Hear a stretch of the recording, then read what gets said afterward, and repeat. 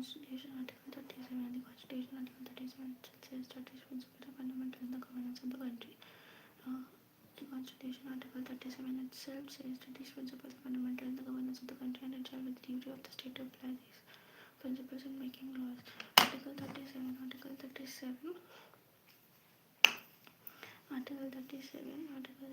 itself says that these principles are fundamental in the governance of the country, and it shall be the duty of the state to apply these principles in making laws. Article 37 itself says that these principles are fundamental in the governance of the country. Article 37 itself says that these principles are fundamental in the governance of the country, and it shall be the duty of the state to apply these principles in making laws. Article 37 itself says that these principles are fundamental in the governance of the country, and it shall be the duty of the state to apply these principles in making laws. Article 37 itself says that these principles are fundamental in the governance of the country, and it shall be the duty of the state to apply these principles in making laws.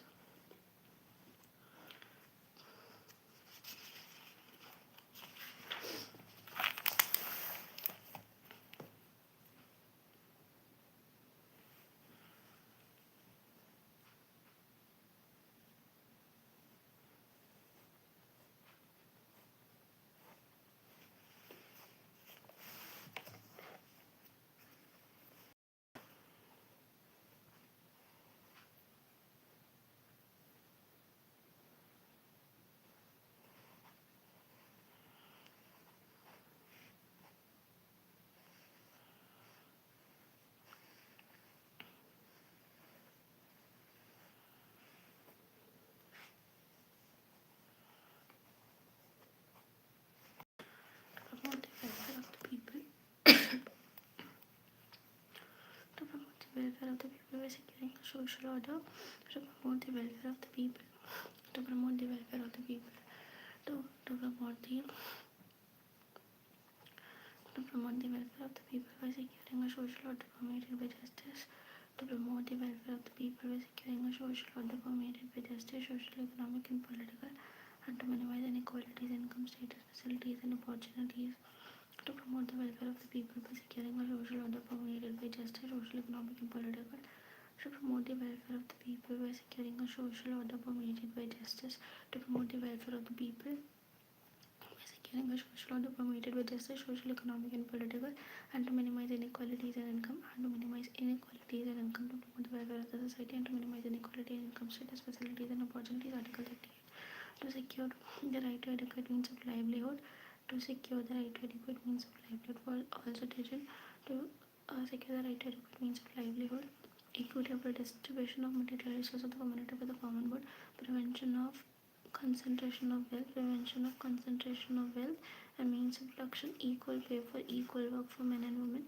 Equal pay for equal work for men and women. Preservation of the health and strength of workers and children against forcible abuse.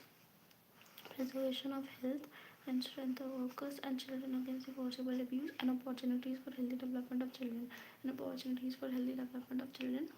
It all comes in Article 39. Article 38, welfare of the state, along with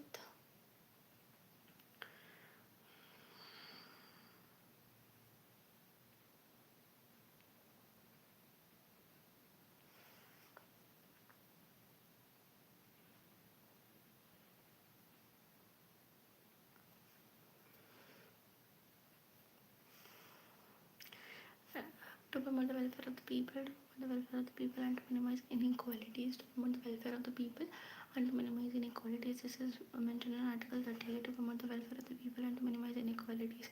To promote the welfare of the people and to minimize inequalities. To promote the welfare of the people and to minimize inequalities. To promote the welfare of the people and to minimize inequalities. To secure the right to adequate means of livelihood for all citizens, equitable distribution of material resources, prevention of concentration of wealth, and equal pay for equal work for men and women, and preservation of the health and strength of workers and children against forcible abuse, and opportunities for healthy development of children, to promote equal justice and to provide free legal aid to the poor. Article 39A. To promote equal justice and to provide free legal aid to the poor. To promote equal justice and to provide free legal aid to the poor. to secure the right to work, to education, and to public assistance in cases of unemployment, old age, sickness, and disablement. To secure the right to work, to education, and to public assistance, right to work, right to education, and to public assistance in cases of unemployment, old age, sickness, and disability. It is mentioned in Article 41. Article 41, right to work, right to education, and right to public assistance. Article 41, to make provision for just and human condition of work in maternity leave. Article 42, Article 41, right to work, to education, and to public assistance. To secure a living wage, decent standard of life, opportunities for all workers. Article 43, to secure a living wage, decent standard of life, and social and cultural opportunities for all workers. That is Article 43, to secure a living wage, decent standard of life, and social and cultural opportunities for all workers. Article 43, living wage, decent standard of life, and social and cultural opportunities for all workers. So next is to take steps to secure the participation of workers in the management of industries. Take steps to secure the participation workers in the management of industries. Article 43A, to raise the level of nutrition and the standard of living of people and to improve public health. To raise the level of nutrition, to raise the level of nutrition and the standard of living of people and to improve public health. To raise the level of nutrition and the standard of living of people and to improve public health. To raise the level of nutrition and the standard of living of people and to improve public health. To raise the level of nutrition and the standard of the living of the people and to improve public health.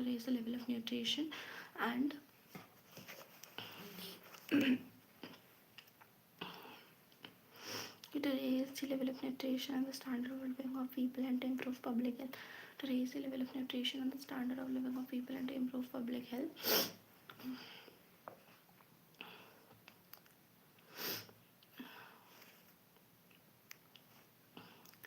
To raise the level of nutrition and the standard of living of people and to improve public health. To raise the level of nutrition and the standard of living of people and to improve public health. To raise the level of nutrition and the standard of living of people and to improve public health. It is mentioned in Article 47. These are all the socialistic principles. So we have started with the article number 38, which says welfare of the people and to minimize inequalities.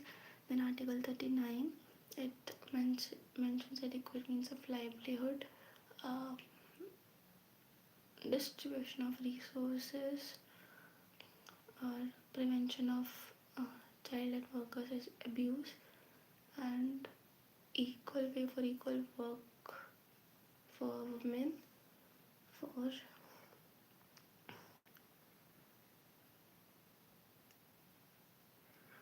prevention of concentration of wealth. And next is opportunities for healthy development of children. This is the most important point. That is the opportunities for the healthy development of children. 38, 39, Article 39A, that is free legal aid to poor. Then comes the article number 41, right to work, right to education, and right to assistance. In Article 42, for just and human condition for maternity relief. And then Article 43A, that is the to secure the participation of workers in the management of industries. 43A. And next is Article 47, that is to raise the level of nutrition and the standard of living of people and to improve public health. To raise the level of nutrition and the standard of living of people and to improve public health, that is Article 47. Gandhian principles. The principles are based on Gandhian ideology. The principles are based on Gandhian ideology.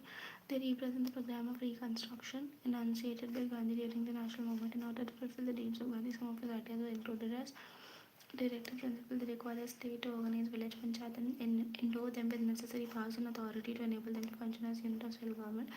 To organize village panchayats, Article 14 endowed them with necessary powers and authority to enable them to function as unit of self-government. To promote cottage industries on an individual or cooperation basis in rural areas. To promote the cottage industries on an individual or cooperation basis. To promote the cottage industries on an individual or cooperation basis in rural areas. Article 43. To promote voluntary formation, autonomous functioning, democratic control, and professional management of cooperative societies. That is mentioned in Article 43B. That is mentioned in Article 43B. That is mentioned in Article 43B. and that is mentioned in Article 43b, to promote voluntary formation, autonomous functioning, democratic control and professional management of cooperative society. That is mentioned in Article 43b, to promote voluntary formation, autonomous functioning, democratic control and professional management of cooperative society. That is mentioned in Article 43b, to promote the voluntary formation, autonomous functioning, democratic control and professional management of cooperative societies. Article 43b. 43b mentions about cooperative societies. 43 mentions about cottage industries. To promote the education and economic interests of SC/ST and other weaker sections of the society and to protect them from social injustice and exploitation. To promote the education and economic interests of SC/ST and other weaker sections of the society and to protect them from social injustice and exploitation. To promote the educational and economic interests of SC/ST and other weaker sections of the society and to protect them from social injustice and exploitation. It is mentioned in Article 46 of the Constitution. Next is to prohibit the consumption of intoxicating drinks and drugs which are injurious to health. To prohibit the consumption of intoxicating drinks, to prohibit the consumption of intoxicating drinks and drugs which are injurious to the health. That is mentioned in Article 47. To prohibit the consumption of intoxicating drinks and drugs which are injurious to health. To prohibit the consumption of intoxicating drinks and drugs which are injurious to health. To prohibit the consumption of intoxicating drinks and drugs which are injurious to health. To prohibit the consumption of intoxicating drinks and drugs which are injurious to health. It is mentioned in Article 47. So far we have read about the village panchayat, Article 40, then about cottage industries which are mentioned in Article 43, then 43b about the cooperative societies, and then Article 46 to promote the educational and economical interests of SC/ST and other weaker section, then Article 47 to prohibit the consumption of intoxicating drinks, and Article 48 that is to prohibit the slaughter of cows, calves and other males and draught cattle and to improve their breed. Article 48 to prohibit the slaughter of cows, to prohibit the slaughter of cows, calves and other males and draught cattle to improve their breed. Next is the liberal intellectual principles, liberal intellectual socialistic principles, Gandhian principles, and next is the liberal intellectual principles. Next is the liberal intellectual principles, liberal intellectual principles. The principles included in this category represent the ideology of liberalism. They direct the state. Liberal intellectual principles. Liberal intellectual principles to secure for all citizens a uniform civil code. Liberal intellectual principles that is UCC. UCC that is uniform civil code. Next is to provide early childhood care. Next is to provide early childhood care and education.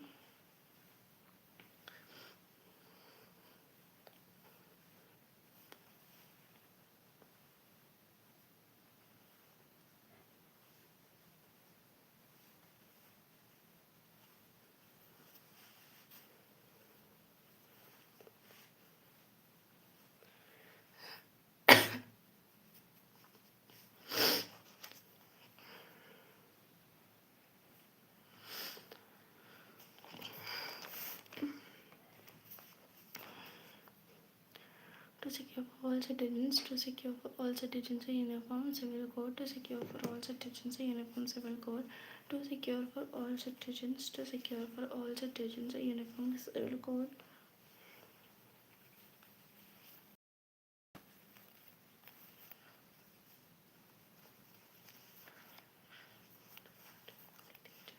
To provide early childhood care and education for all children until they complete the age of 6 years. That is Article 45. Until they complete the age of 6 years.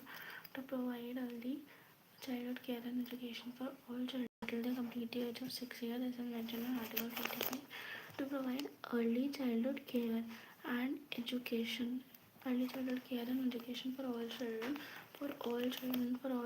until they complete the age of 6 years. Article 45 to organize agriculture and animal husbandry on modern and scientific lines. This is also mentioned in Article 48, that is to organize agriculture and animal husbandry on modern and scientific lines. To organize agriculture and animal husbandry on modern and scientific lines. To organize the agriculture and animal husbandry on modern and scientific lines. It is mentioned in Article 48. To organize agriculture and animal husbandry on modern and scientific line. It is mentioned in Article 48.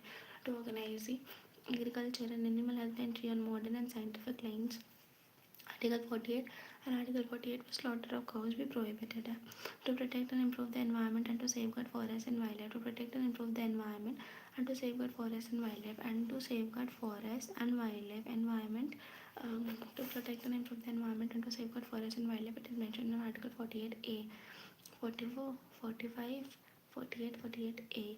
Next comes the to protect monuments, places, and objects of artistic or historic interest which are declared to be of national importance. And to protect monuments, places, and objects of artistic or historic interest which are declared to be of national importance. Article 49. To separate the judiciary from the executive and the public services of the state. Article 50. Next comes the to promote international peace and security and maintain just and honorable relation between nations, to foster respect for international law and treaty obligation, and to encourage settlement of international dispute by arbitration. Near directive principle, the 42nd Amendment Act of 1976. This is the 42nd Amendment Act of 1976. The 42nd Amendment Act of 1976 added 4 new directive principles to the original list. The 42nd Amendment Act of 1976 added 4 new DPSP to the original list. They require article 39 में एक चीज़ add करी गई है, that is the to secure opportunities for healthy development of children. To secure opportunities for healthy development of children. To secure opportunities to secure the opportunities for the healthy development of children, that is article 39. Article 39 to promote equal justice and to provide free legal aid to the poor. Article 39A to take steps to secure the participation of workers in the management of industries. Article 43A to protect and improve the environment को बचाना है and to safeguard forest and wildlife. Article 48A. So first is to secure opportunities for healthy development of children. To secure opportunities for healthy development of children. To secure opportunities for healthy development of children. To secure opportunities for healthy development of children, that is article 39. To secure the opportunities for healthy development of children, that is article 39. To secure opportunities for the healthy development of children. To secure the opportunities for healthy development of children are mentioned in article 39. To promote equal justice and to provide free legal aid to the poor. Article 39A. To secure opportunities for healthy development of children. Article 39. To promote equal justice and to provide free legal aid to the poor. Article 39A. To secure opportunities for the healthy development of children. Article 39. 39A. Free justice and free legal aid to poor. To take steps to secure the participation of workers in the management of industries. Article 43A. And to protect and improve the environment and to safeguard forests and wildlife, that is mentioned in Article 48A. To improve the environment and to safeguard forests and wildlife. Article 48A. The 44th Amendment Act of 1978 added one more DPSP. The 44th Amendment Act of 1978 added one more DPSP which requires the state to minimize inequality in income, status, facility and opportunity. It is mentioned in Article 38 to minimize inequality and to seek the welfare or to promote the welfare of the people. Article 38, and it is mentioned. It is added by the 44th Constitutional Amendment Act of 1978, CAA 1978.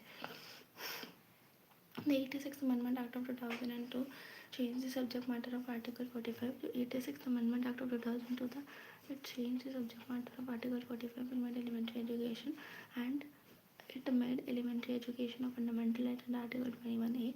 The amended directive requires the state to provide early childhood care and education for all children until they complete the age of 6 years. The 97th Amendment Act of 2011 added a new DPSP, and this amendment, that is the 97th Amendment of Act of 2011, added a new DPSP relating to cooperative society. It requires the state to promote voluntary formation, autonomous functioning, democratic control and professional management of cooperative societies. That is in Article 43B. Sanction behind the directive principles of behind of the Constitution advisor to the Constituent Assembly recommended that the right of an individual should be divided into two categories: justiciable and non-justiciable, which is accepted by the adopting committee. Consequently, the fundamental rights which are justiciable in nature are incorporated in Part 3rd, and the DPSP which are non-justiciable in nature are incorporated in Part 4 of the Constitution. Those are DPSP and non-justiciable. The Constitution Article 37. The Constitution, Article 37, makes it clear that these principles are fundamental in the governance of the country, and it shall be the duty of the state to apply these principles in making laws. Thus, they impose a moral obligation on the state authority for their application, but the real force behind them is political, that is public opinion. They impose a moral obligation on the state authority for their application, but the real force behind them is political, that is public opinion. As also by Aladi Krishna Swami Iyer, no ministry responsible to the people can afford light-heartedly to ignore the provision in Part 4 of the Constitution. Similarly, Dr. B. R. Ambedkar said in the Constitution Assembly that a government which rests on popular vote can hardly ignore the DPSP while shaping its policy. If any government ignores them, it will certainly have to answer for that before the electorate at the election time. The framework of the Constitution made the DPSP non-restrictive and legally non-enforceable because the country did not possess sufficient financial resources to implement them. The presence of vast diversity and backwardness in the country would stand in the way of their implementation. The newly born independent Indian state with its many preoccupation might be crushed under the burden unless it was treated aside the order, the time, place, and the mode of fulfilling them. The Constitution makers, therefore, taking a pragmatic view, refrain from giving heed to these principles. They believe more in an awakened public opinion rather than in court procedures as the ultimate sanction for the fulfillment of these principles. Criticism of the DPSPs. Criticism on the DPSPs. The DPSP have been criticized by some members of the Constitutional Assembly as well as of the Constitution political experts on the following grounds. No legal for the directives have been criticized mainly because of their non-justiciable character, while criticized of them as pious superfluities.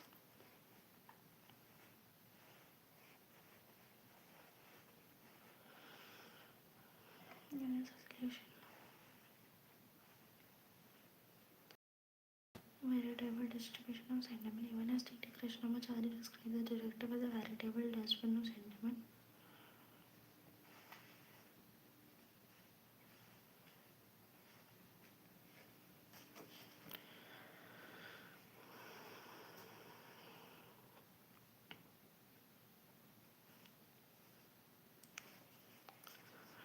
Logical manner based on a consistent philosophy according to Institute of Arts and the directors are neither properly classified nor logically arranged. The declaration mixes up relatively unimportant issues with the most vital economic and social question. It combines rather incongruously the modern with the old and provisional suggested by the reason and science with provision based purely on sentiment and prejudice. The declaration mixes up relatively unimportant issues with the most vital economic and social question. It combines rather incongruously the modern with the old and provision suggested by the reason and science with provision based purely on sentiment and prejudice. As Arrival Jennings too pointed out that these principles have no consistent philosophy. Conservative according to first, no legal force. Second, they are illogically arranged. Third is conservative according to Sir Ivor Jennings. The directive principle of state policy based on political philosophy of the 19th century England. He remarked the ghost of Sydney Beatrice Woodstock at the pages of the text part 4 of the Constitution express faith in socialism without the socialism. He opined that directives are deemed to be suitable in the middle of the 20th century. The question whether they are suitable for the 21st century cannot be answered, but it is quite probable that they will be entirely outmoded.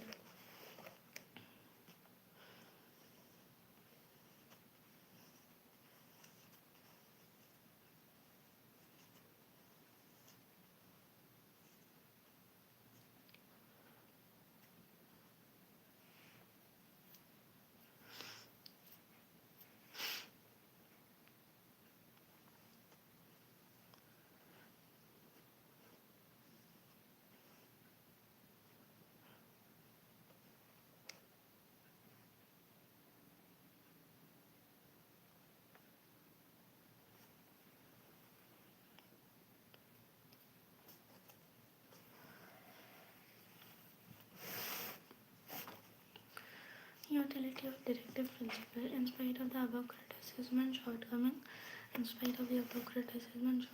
the DPSP are not an unnecessary appendage to the Constitution.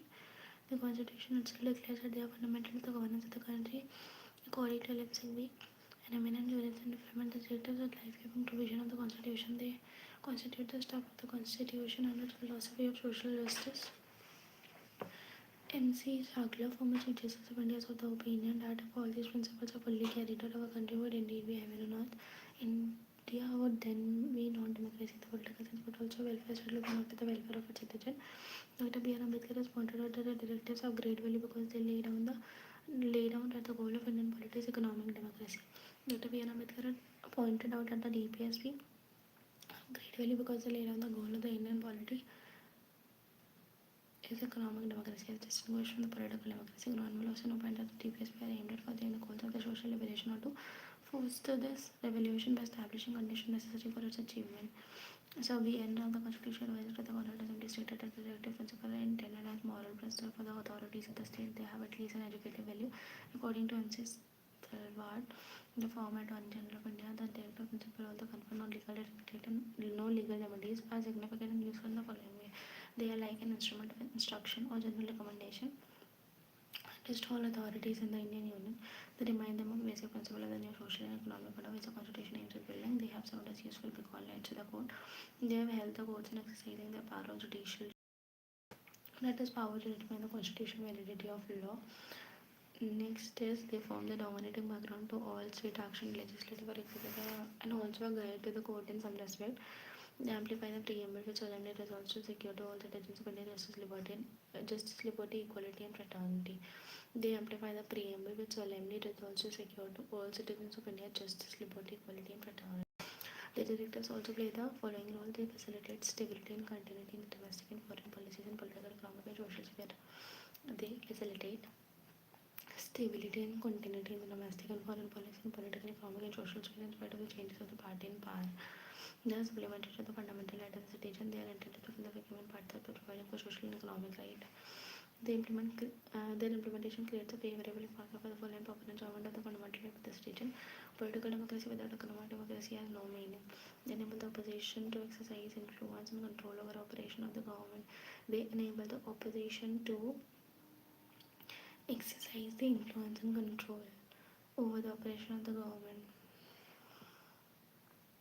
They enable the opposition to exercise influence and control over the operation of the government. The opposition can blame the ruling party on the ground and test that its activities are opposed on the directive. They serve as a crucial test for the performance of the government. People can examine the policies and programs of the government in the light of this constitutional declaration. They serve as a crucial test for the performance of the government. They serve as a crucial test. They serve as a crucial test for the performance of the government. They serve as a crucial test for the performance of the government. People can examine the politics and programs of the government in the light of this constitutional declaration. They serve as a common political manifesto ruling party irrespective of its political ideology as recognized the characteristics and principles intended to be its guide, philosopher and trend in its legislative and executive acts. So these are the utility of DPSP. Next comes the conflict between FR and DPSP. The justiciability of FR and non-justiciability of DPSP on the one hand and the moral obligation of the state to comply with the DPSP.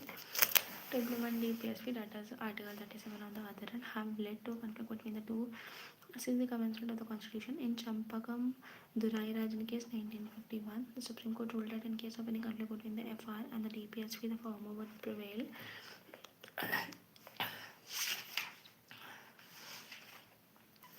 In the Champakam Durai Rajan case, in the Champakam Durai Rajan case,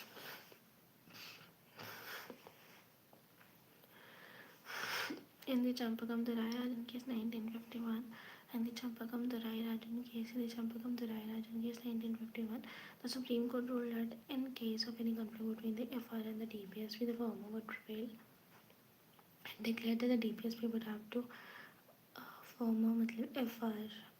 In case of conflict between the FR and the DPSP, the former would prevail, and declared that the directive principle have to conform to and subsidiary to the fundamental right, but it also held that fundamental right would be amended by Parliament by enacting Constitutional Amendment Act. As a result, the Parliament made the First Amendment Act, the Fourth Amendment Act, and the Seventh Amendment Act to implement some of the DPSPs.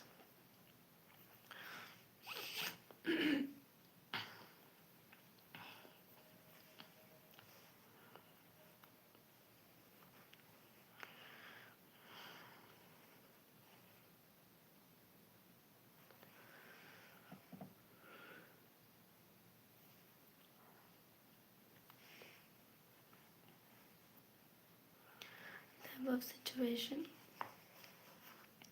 underwent a major change in 1967 following the Supreme Court's judgment in the Golaknath case 1967. In that case, the Supreme Court ruled that the Parliament cannot take away or abridge any of the FR which has sacrosanct nature. In other words, the court held that the fundamental right cannot be amended with the implementation principle, the Parliament reacted to the Supreme Court judgment in the Golaknath case by enacting the 24th Amendment Act and 25th Amendment Act.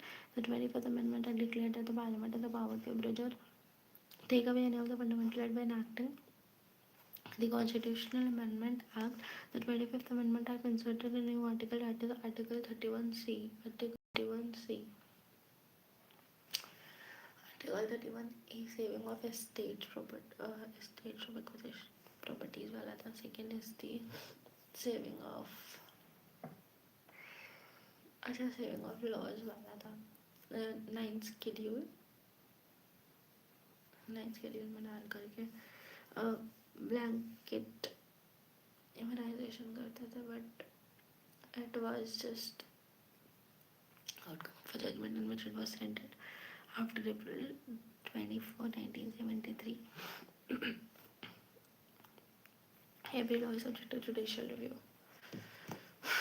Champakam Dharai Rajan case. In the Champakam Dharai Rajan case,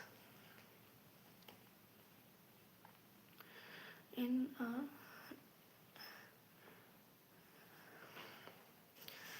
the Champakam Dharai Rajan case 1951, the Supreme Court ruled that in case of any conflict between the FR and the DPSP, the former would prevail. That is, the fundamental right would prevail. It declared that the DPSP have to conform to and run as subsidiary to the fundamental right. It also held that fundamental right could be amended by the Parliament by enacting Constitutional Amendment Act. In the Champakam Dharai Rajan case, DPSP की fundamental right की supremacy बोली गई थी.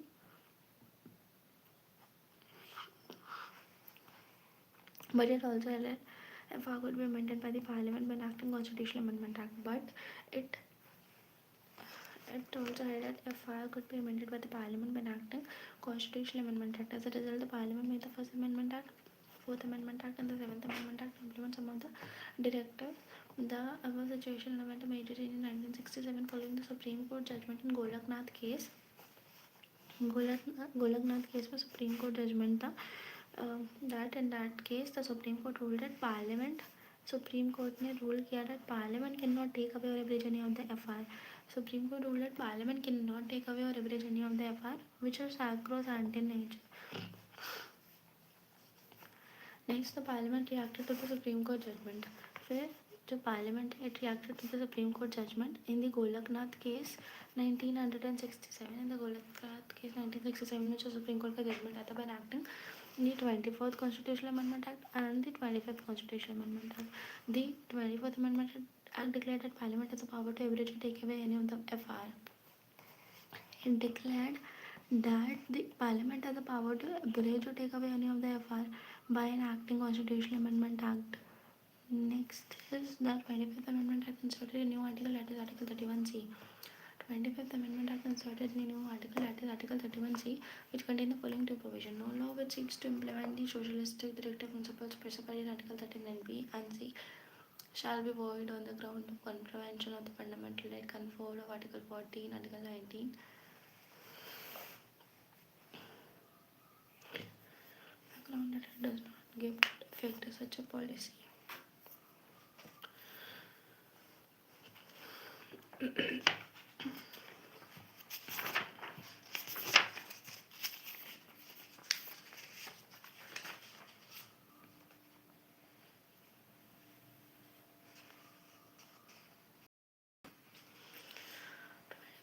Article 31C, it was inserted by the 35th Constitutional Amendment Act. It was added by the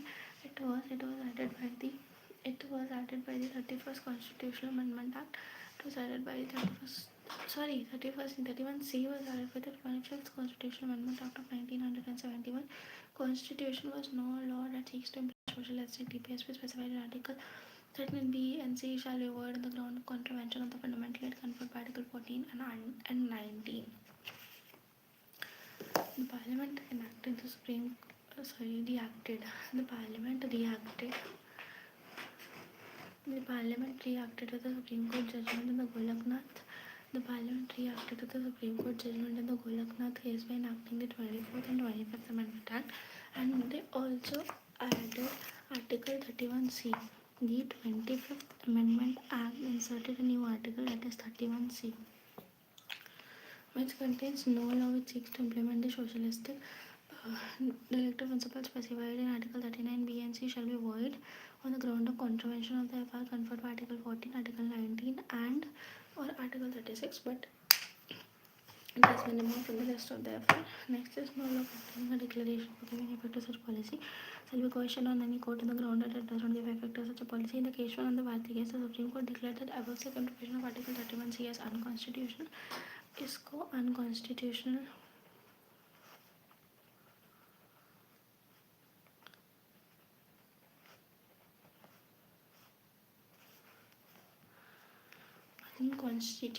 unconstitutional बोला गया था. This provision is unconstitutional and invalid on the ground that judicial review is a basic feature of the Constitution and hence cannot be taken away. However, the above first provision of Article 31C was declared constitutional and valid.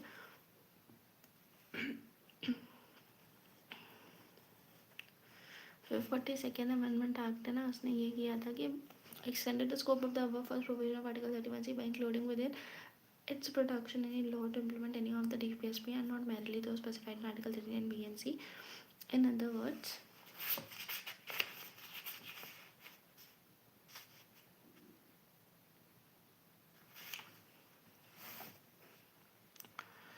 according to the position of legal primacy and supremacy of the DPSP over the FR conferred by Article 14, 19 and 31. However, this extension was declared as unconstitutional and invalid by the Supreme Court in the Minerva Mills case 1980, which strike a balance, which of is Article 31. नहीं, Minerva Mills case which strike balance between the DPSP and the FR, which strike a balance between the DPSP and the FR. Balance between the DPSP and the FR. 1988 means the directive principle were one again made subordinate to the fundamental act, but the fundamental act conferred by Article 14, 19 were accepted as subordinate to DPSP specified in Article 39B and C. Further, Article 31 right to property was abolished by the 44th Amendment Act. In the Minerva Mills case, the Supreme Court held that Indian Constitution is founded on the bedrock of the balance. In the Minerva Mills case 1980, the Indian Constitution is founded on the bedrock of the balance between the FR and the DPSP. They together constitute the core of commitment to social evolution. They are like two wheels of chariot, one no less than other. सबसे पहले चंपक दुराई राजन case आएगा.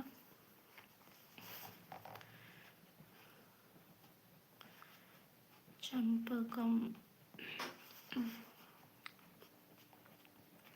दुराई राजन case 1951, 1951.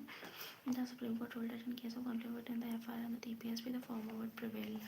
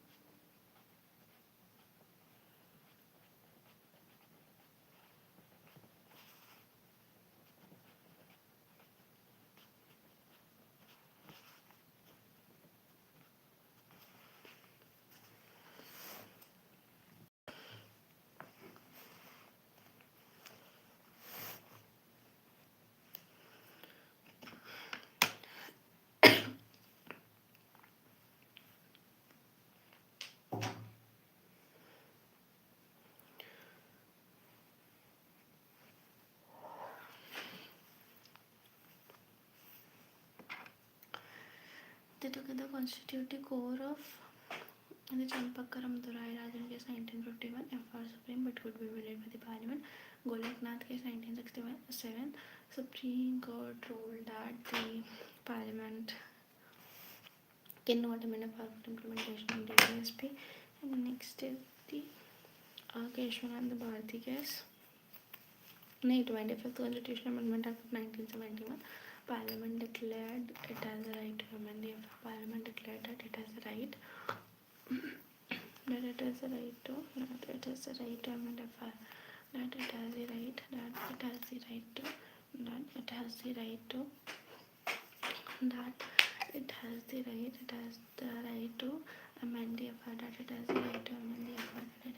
to amend the FR. And Keshwananda Bharati case, it was declared that without affecting the basic structure of the constitution. Now together constitute the core of the government to social evolution. They are like two wheels of the chariot, one no less than the other, to give absolute supremacy to one over the other is to disturb the harmony of the constitution. This harmony and balance between the two is an essential feature of the basic structure of the constitution. The goals set out the DPSP have to be achieved without the abrogation of the means provided by the FR.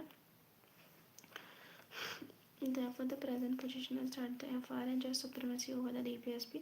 Yet it does not mean that present position is that the fundamental right enjoys supremacy over the DPSP. Yet this does not mean that DPSP cannot be implemented. The Parliament can amend the FR for implementing the DPSP so long as the amendment does not damage or destroy the basic structure of the Constitution. The Parliament can amend FR for implementing the DPSP so long as the Peshwa and the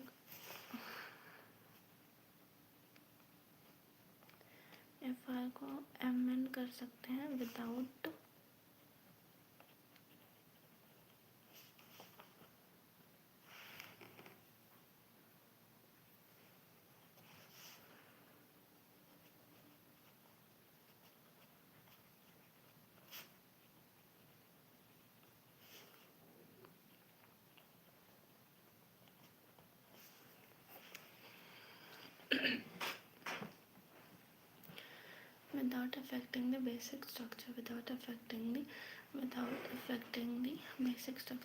without affecting the basic structure, without affecting the basic structure.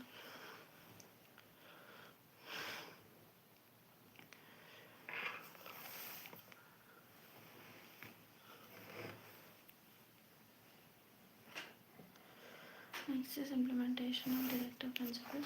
What are the implementations of the directive principles? Since 1950, the successive government at the center and in the state have made several laws.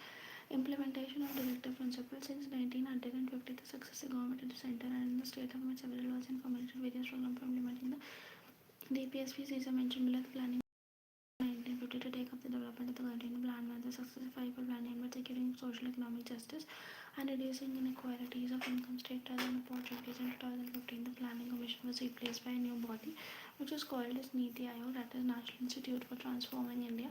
Almost all the states have passed land reform laws to bring changes in the agrarian society and to improve the condition of the rural masses.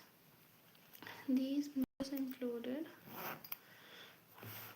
land reform laws, abolition of intermediaries like zamindar, zagirdar, inamdar, etc. Tenancy reform like security of tenure, fair rents, etc. Imposition of ceiling on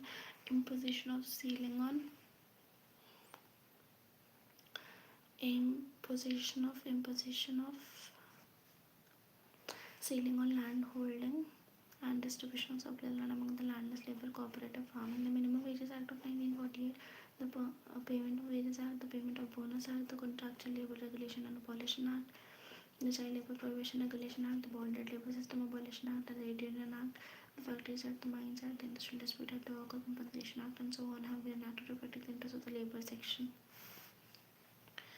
In 2006, the government banned child labor. In 2016, the Child Labor Prohibition Regulation Act was renamed as the in 2016, the Child Labor Prohibition and Regulation Act was renamed as the Child and Adolescent Labor Prohibition and Regulation Act.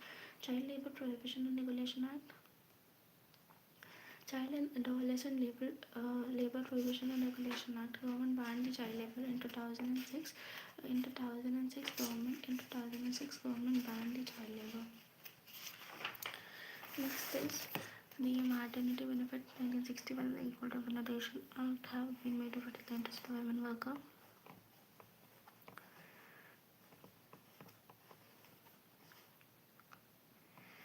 Nationalization of the LIC took place in 1956. Nationalization of life insurance 1956 and Commercial Act in 1969. Nationalization of general insurance 1971. Abolition of private buses 1971 and so on. The Legal Service Authorities Act 1987, that is NALSA, established a nationwide network to provide free and complete legal aid to the poor and organize local adalat for promoting equal justice. Lok Adalat is a statutory form for conciliatory settlement for legal dispute. It has given the status of a civil court. Lok Adalat is a statutory forum for conciliating settlement of legal dispute.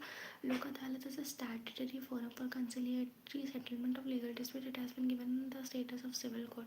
It has been given the status of the civil court. Lok Adalat, civil court.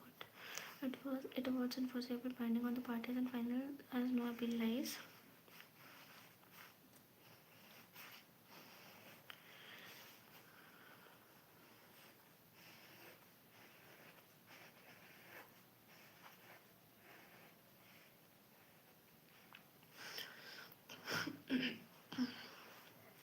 Community Development Program 1952.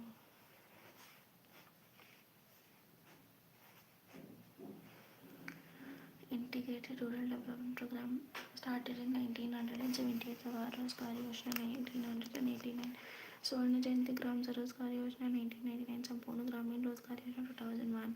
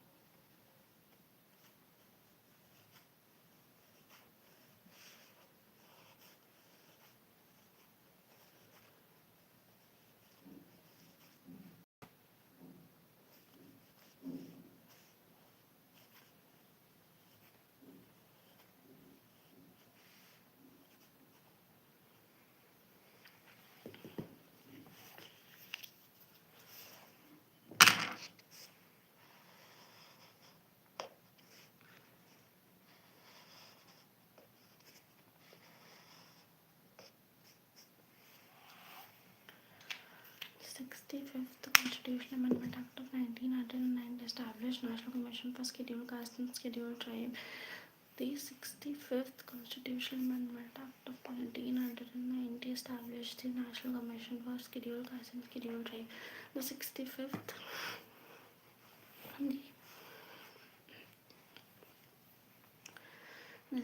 Constitutional Amendment Act of 1990, 65th Constitutional Amendment Act of 1990.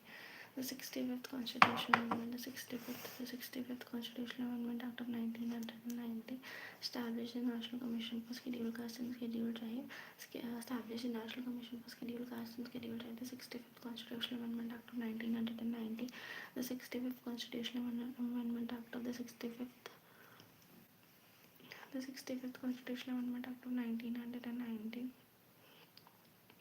The 65th Constitutional Amendment Act of 1990 established the National Commission for Scheduled Caste and Scheduled Tribe to protect the interests of SC and ST.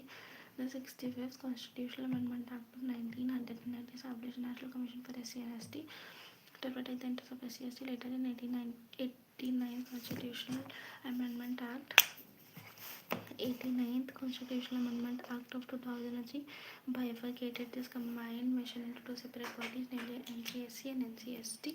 Various national level commission are established to promote and protect the social, education, and economic interests of the weaker section of the society. These include the NCPC, National Commission for Minorities, National Commission for Women, and the National Commission for Protection of Child Right. Further, the 102nd Amendment Act of 2018 conferred a constitutional status on the National Commission for Backward Classes. 102nd Amendment Act conferred a constitutional status on the National Commission for Backward Classes. In 2019, the central government issued order providing 10% reservation to the EWS in admission to education institutions and civil persons services in the government. To conduct the benefit of this reservation can be made by the person belonging to EWS. Reservation to the economically weaker section in 2019. 103rd Constitutional Amendment Act of 2019, CPC 1973, separated the judiciary from the executive and the public service of the state.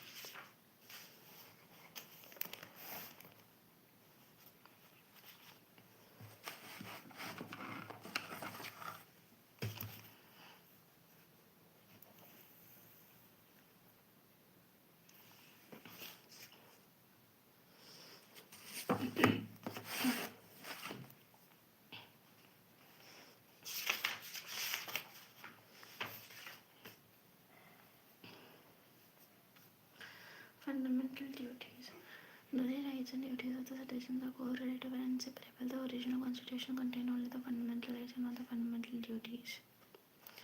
Though the rights and the duties of the citizen are correlative and inseparable, the original constitution contained only the fundamental rights and not the fundamental duties.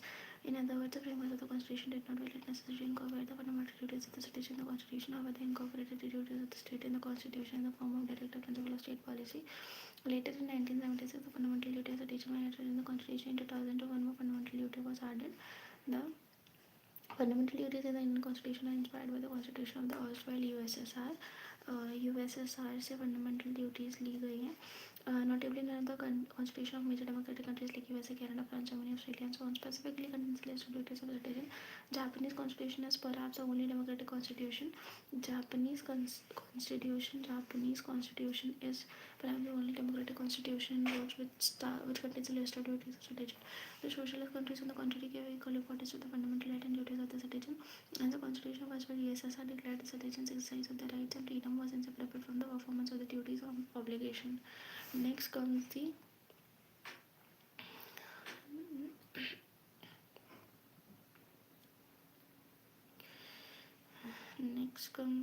Swansea Committee recommendation. In 1976, the Congress Party set up the Sardar Swansea Committee.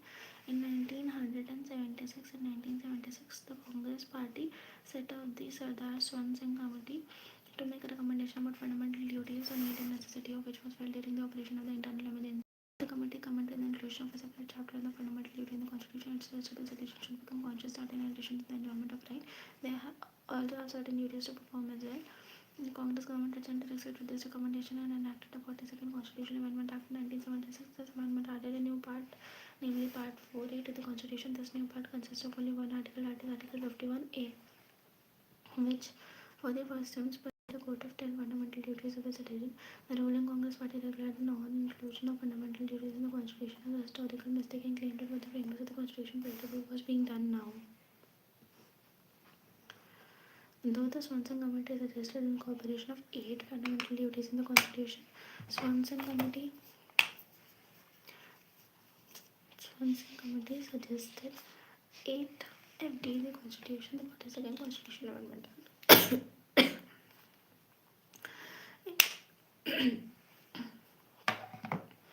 Interestingly, certain recommendations of the committee were not accepted by the Congress Party and hence not incorporated in the Constitution. These include the Parliament may provide for the imposition of such penalty or punishment as may be considered appropriate for any non-compliance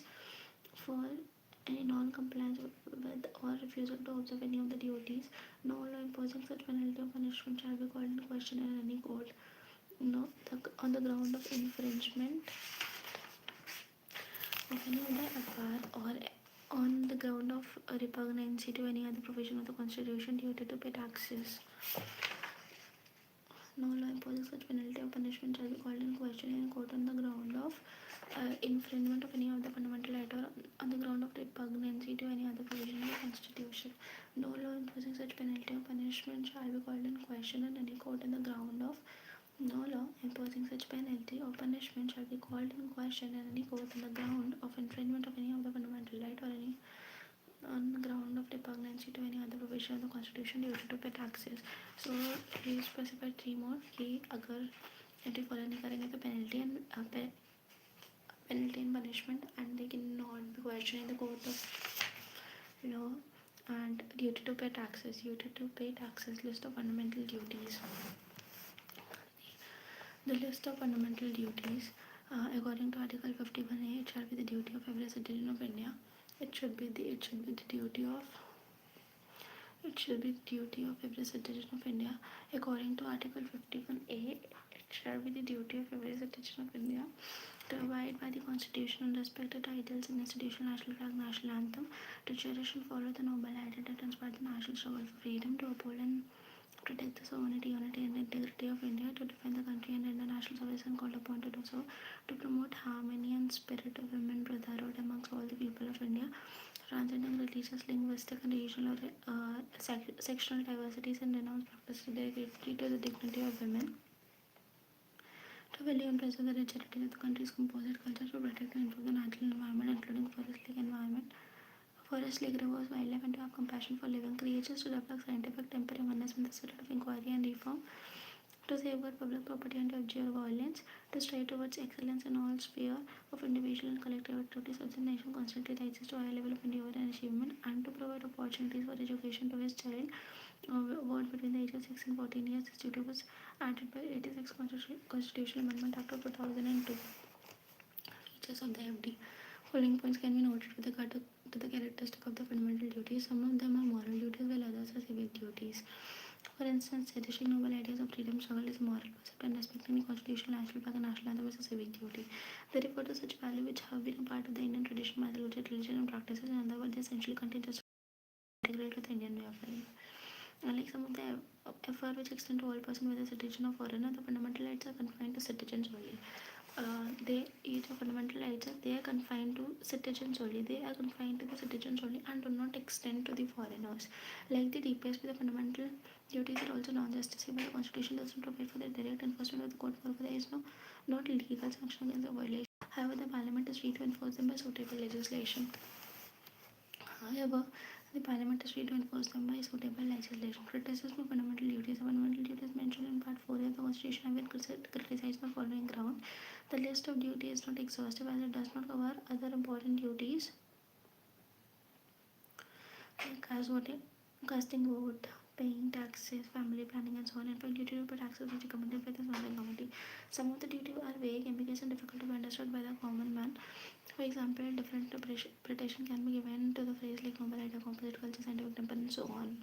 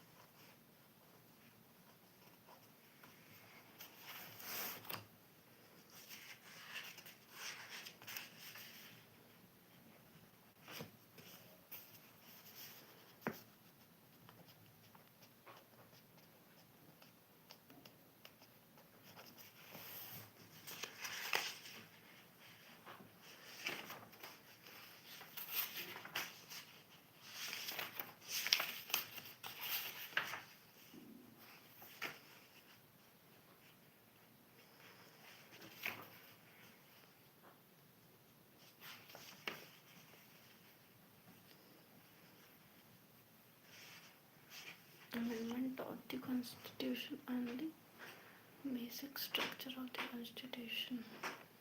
Parliamentary system and federal system. Okay, amendment of the Constitution.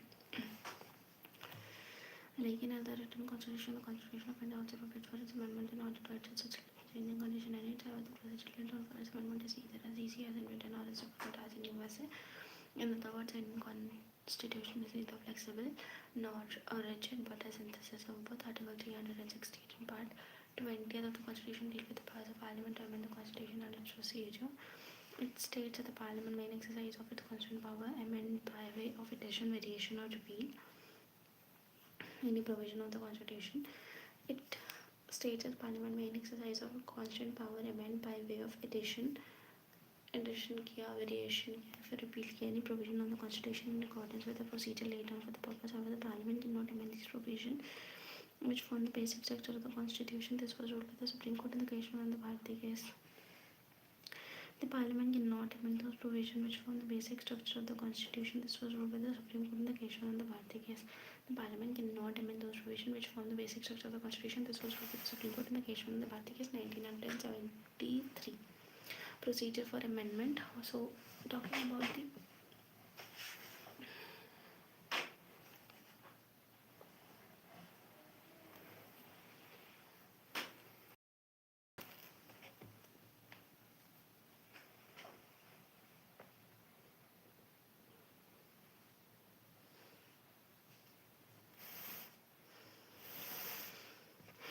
procedure for amendment. The procedure for the amendment of the Constitution is laid down in Article 368 as follows. Procedure for amendment. Procedure for amendment, and these are the type of amendment: simple majority, special majority, and special majority of Parliament and the consent of state and the criticism.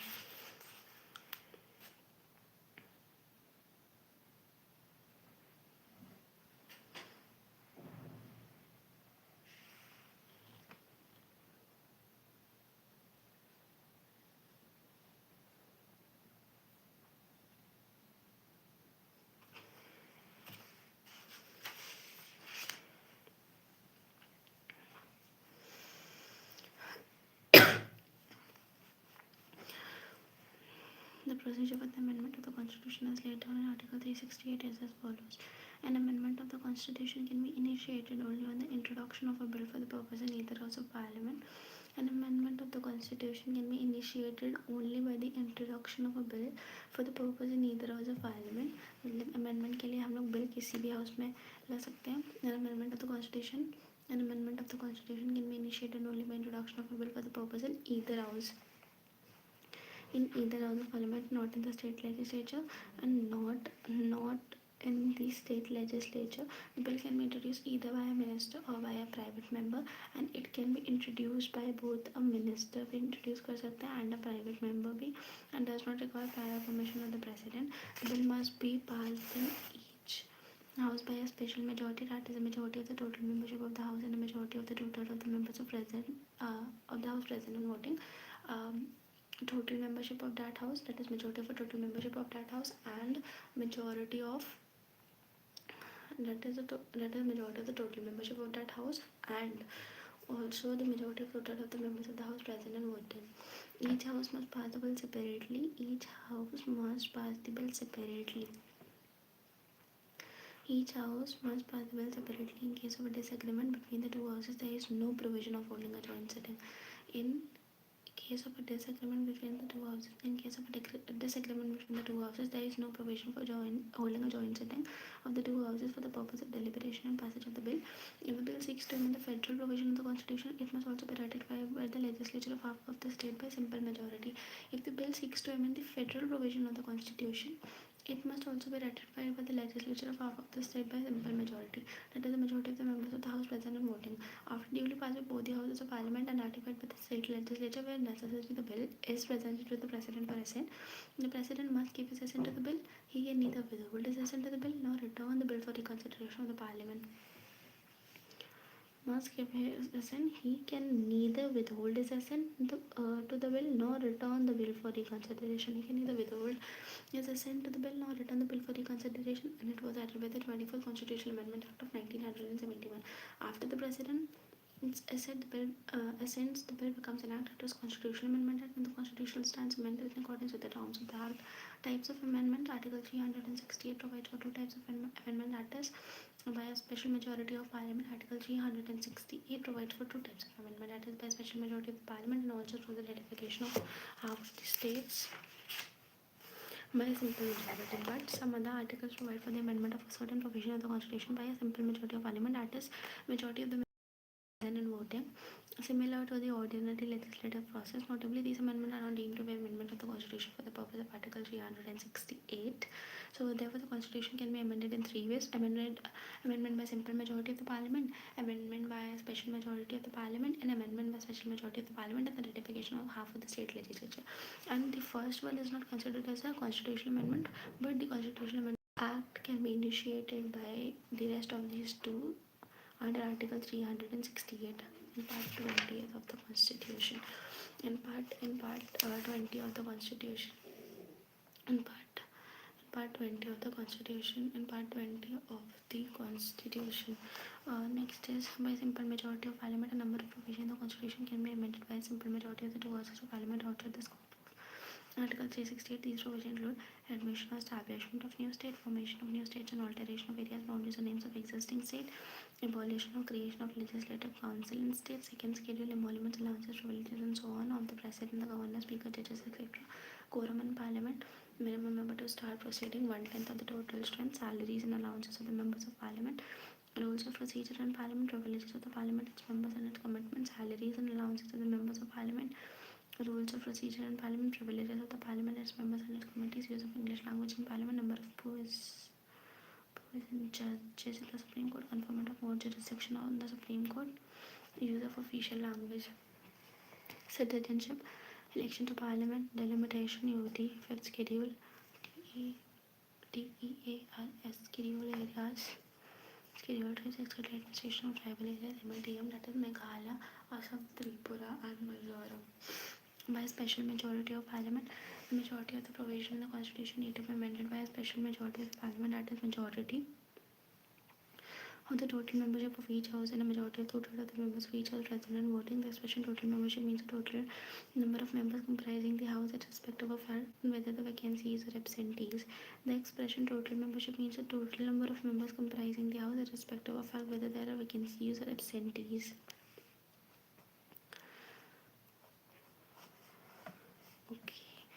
The majority of the total membership of each house, a majority of total membership of each house, and also a majority of the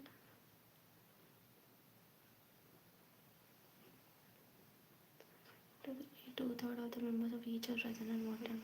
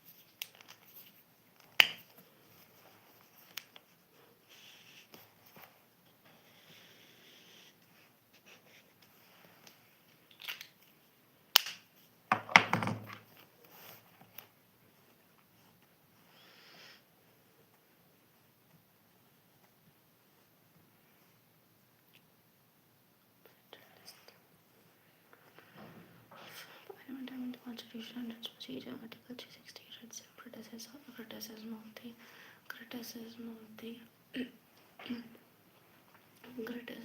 the amendment procedure. Critics have criticized the amendment procedure of the Constitution. The following ground there is no provision of special body in the Constitutional Convention as in USA or Constitutional Assembly for amending the Constitution. The constitutional power is vested in the Parliament and only in few cases in the state legislature. The constitutional power is vested in the Parliament and only in few cases in the state legislature. The constitutional power is vested in the Parliament. The constituent power is vested in the Parliament and not in only in few cases in the state legislature.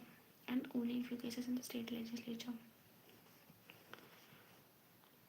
Initiate an amendment of the Constitution lies with the Parliament.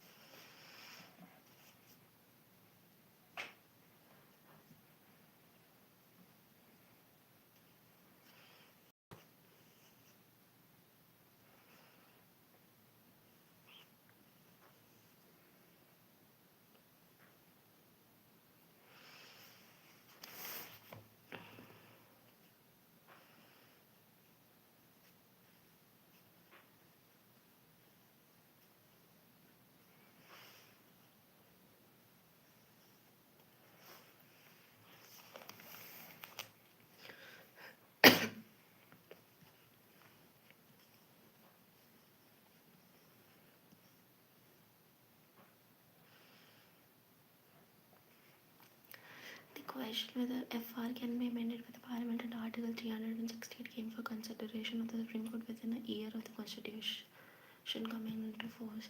The question whether FR can be amended by the Parliament, whether the fundamental rights can be amended by the Parliament under Article 368 came for consideration of the Supreme Court within a year of the Constitution. In the Shankari Prasad case, 1951, the constitutional validity of the First Amendment Act, which curtailed the right to property, was challenged. In the Shankari Prasad case, the constitutional validity of the First Amendment Act, that is 1951, which curtailed the right to property, was challenged. The Supreme Court ruled that the power of the Parliament to amend the Constitution under Article 368 also includes the power to amend the FR. Supreme Court declared Parliament can take away fundamental right by Constitutional Amendment Act. In 1951, Supreme Court declared that Parliament can take away fundamental right by Constitutional Amendment Act. The Supreme Court ruled that power of the Parliament to amend the Constitution under Article 368 also includes the power to amend fundamental right. The word law in Article 13 includes only ordinary laws and not the Constitutional Amendment Act. The word law in Article 13 would only would include only ordinary laws and not the Constitutional Amendment Act. Therefore, the Parliament can abridge or take away any of the fundamental right by enacting Constitutional Amendment Act, and such a law will not be void under Article 13. The word law in Article 13 includes only ordinary laws. The word law in Article 13 includes only ordinary laws and not the Constitutional Amendment Act.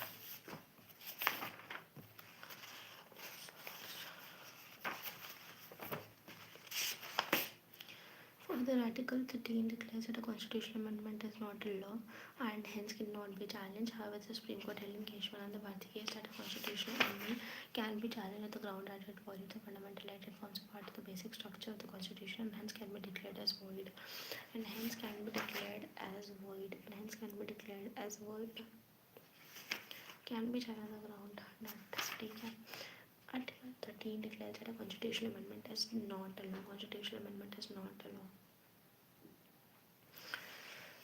Constitutional amendment is not a law.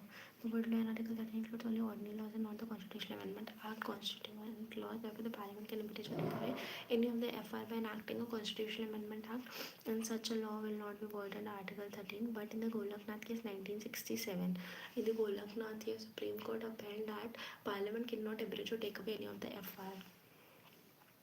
In the case, the constitutional validity of the 17th Amendment Act, which inserted certain act in the 9th schedule, was challenged. Golaknath case में, in this case, the constitutional validity of the 17th Amendment Act 1964, which inserted certain state acts in the 9th schedule, was challenged. The Supreme Court ruled that a transcendental and immutable position, and hence the Parliament cannot abridge or take away any of the FR. A Constitutional Amendment Act सबसे पहले बोला कि Parliament can take SC का था.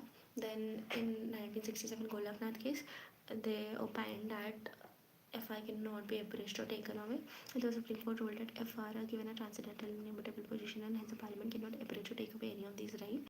A Constitutional Amendment Act is also a law within the meaning of Article 13 and hence will be void for violating any of the FR.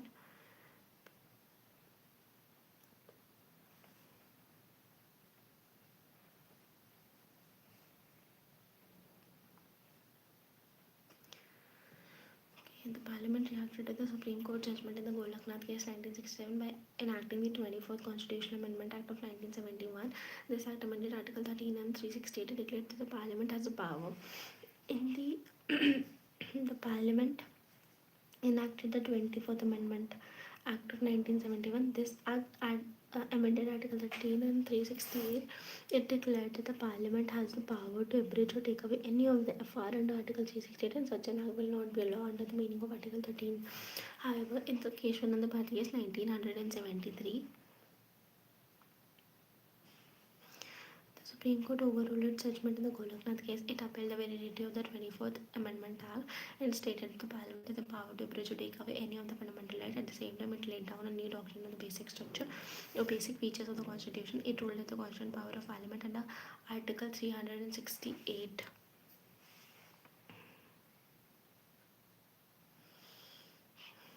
does not enable it to alter the basic structure of the Constitution. This means that the Parliament cannot abridge or take away a fundamental right that forms part of the basic structure. So, starting with the Golaknath case 1900 Shankari Prasad case 1951, Supreme Court opined that FR can be amended. In 1967, it opined that FR cannot be amended, but और उसका in retaliation 24th Amendment Act of 1971, in which Parliament said that it can abridge or abrogate any of the fundamental right, and constitutional amendment is not a law under Article 13, the definition of law. Okay, और occasion the Bharti case में upheld this, मतलब 24th Constitutional Amendment Act 1971 की validity upheld की थी, and also ruled out a judgment that said that the FR can be amended without affecting the basic structure of the Constitution, without affecting the basic structure of the Constitution. Next is the doctrine of basic structure of the Constitution was reaffirmed and applied by the Supreme Court in the Indira Nehru Gandhi case. In this case, Supreme Court invalidated a provision of the 39th Amendment Act, which kept the election dispute involving the Prime Minister. The Doctrine of basic structure of the Constitution was reaffirmed and applied by the Supreme Court in the Indira Nehru-Gandhi case 1975. In this case, Supreme Court invalidated the provision of the 39th. In this case, Supreme Court invalidated the provision of the 39th Amendment Act 1975, which kept the election dispute involving the Prime Minister and the Speaker of Lok Sabha outside the jurisdiction of all court, which kept the election disputes involving the Prime Minister and the Speaker of Lok Sabha outside the jurisdiction of all court. अच्छा, Indira Nehru Gandhi case में, in this case the Supreme Court invalidated the provision of the 39th Amendment Act. 39th Amendment Act 1975 में एक ही provision था which kept the election dispute involving the Prime Minister and the Speaker of Lok Sabha outside the jurisdiction of all the court. The court said this provision was beyond the meaning power of the Parliament as it affected the basic structure of the Constitution. Again, the Parliament reacted to this judicially innovated doctrine of basic structure by enacting the 42nd Amendment Act of 1976. This act amended Article 368 and does not declare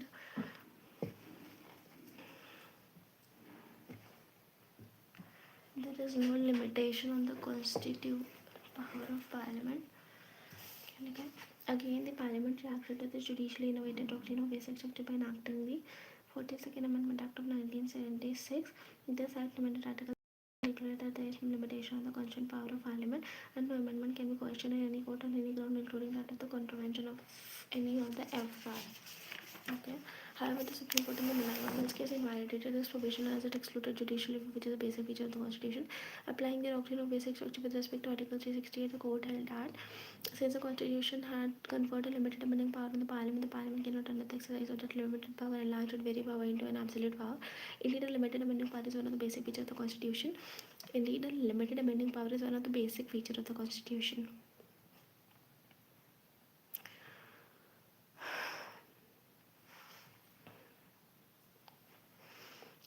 And therefore the limitation on that power cannot be destroyed. In other words, Parliament cannot under Article 368 expand its amending power so as to acquire for itself the right to repeal or abrogate the Constitution and to destroy its basic feature. The owner of a limited power cannot by the exercise of that power convert the limited power into an unlimited one. Again, in the Mahima case 1981, the Supreme Court adhered to the doctrine of a basic structure and further clarified that it would apply to constitutional amendment enacted after. In the Mahima case 1981, the Supreme Court adhered to the doctrine of the basic structure and further clarified it that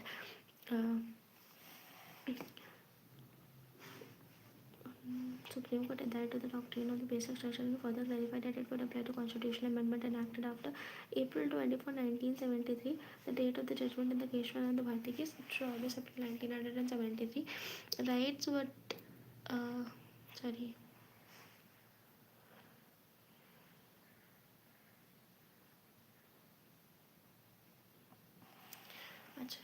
it would apply to the constitutional amendment enacted after 24 April 1973. Elements of the basic structure. The present position is that the Parliament in Article 368 can amend any part of the Constitution, including the FR, but without affecting the basic structure of the Constitution. However, the Supreme Court is yet to define or clarify as to what constitutes the basic structure of the Constitution. From the various judgments, the following have emerged as basic features of the Constitution or elements of the basic structure of the Constitution: supremacy of the Constitution, sovereign democratic republican nature of the Indian polity, secular character of the Constitution, separation of power, federal character, unity and integrity, welfare state, judicial review, freedom, dignity of the individual, parliamentary system, rule of law, harmony, balance between the fundamental right and DPSP, principle of equality, free and fair election, independence of judiciary, limited power of Parliament, effective access to justice, free and fair elections, so the independence of judiciary, limited power of Parliament, effective access to justice, Article 32, 136, 141 and 142, 226 and 227, that is the jurisdiction power. Keshwanand Bharti is popularly known as a fundamental rights case. The Keshwanand Bharti case is also known as the fundamental rights case. Keshwanand Bharti case is also known as fundamental right case. Keshwanand Bharti case, popularly known as the fundamental rights case. Keshwanand Bharti case is also known as the fundamental right case. Known as the election case.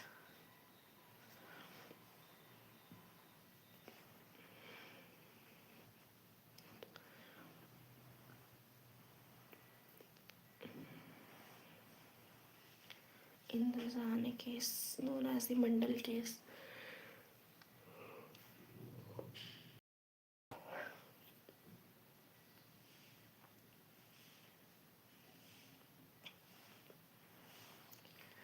Kyoto Volvan case, popularly known as a defection case. Esther Bomai case.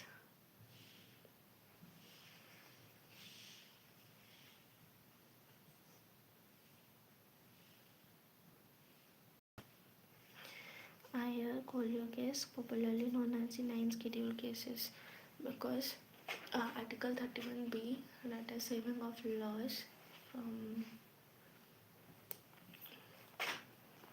उसका नाम नहीं याद आ रहा, but कुछ laws थे उसको protection करने के लिए 9 शेड्यूल में इंसर्ट कर रहे थे. IR Kolio case, popularly known as 9 schedule cases.